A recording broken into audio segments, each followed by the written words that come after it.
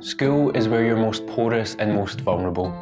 Leaving school and going into adolescence is one of the most dangerous times for your mental health, and kids have been going into it defenceless for far too long. It's time that we learned how to respect ourselves and our emotions so that we have the skills required to tackle issues like depression, anxiety, and low self-esteem before we fall victim to them.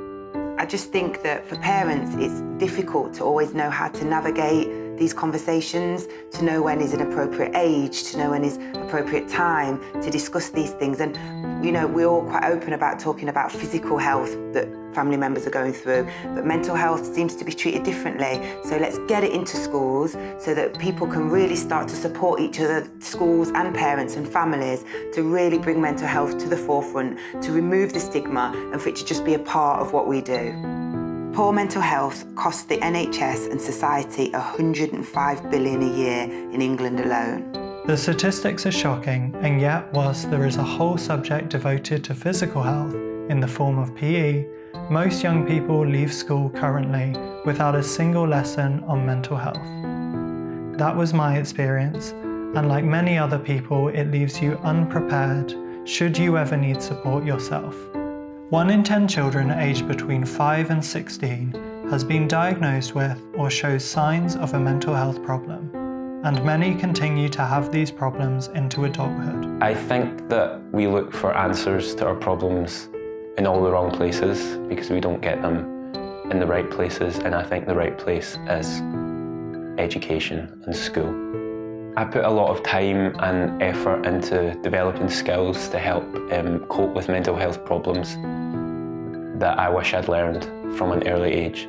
I think that mental health education would be beneficial to everybody, my children, their peers, because not only would you start to begin to understand about yourself and learn about your own thoughts and feelings and emotions, you would also, by default, start to understand and learn and feel empathy towards others. To treat people with kindness, like, it would just be amazing. It would just be amazing for my children. I would love that for that to be their future. We are campaigning for 3 main changes. 1. Mental health education to become mandatory teaching for all schools in the UK without the addition of any exams or homework. 2. For every student to have access to a qualified counsellor via their school or a school-based referral system. This is something that many workplaces already offer. 3. Every school offering mental health training for its staff so they're best prepared for teaching this education and signposting for young people who need extra support. These changes would be a major step forward in creating a more inclusive and accepting environment for all young people when it comes to their mental health. We want to empower them to speak up when they need support and feel they'll be understood by their teachers and peers.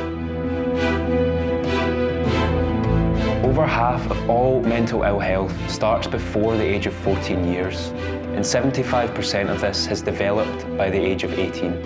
This campaign has already made incredible progress, with the Department of Education and Ofsted backing the cause. We've been privileged to be part of the consultation in both cases and look forward to mental health education being rolled out in England from September 2020. However, we won't stop pushing until this kind of education is rolled out across all schools in the UK. To learn more and add your signature, visit bit.ly/mentalpetition.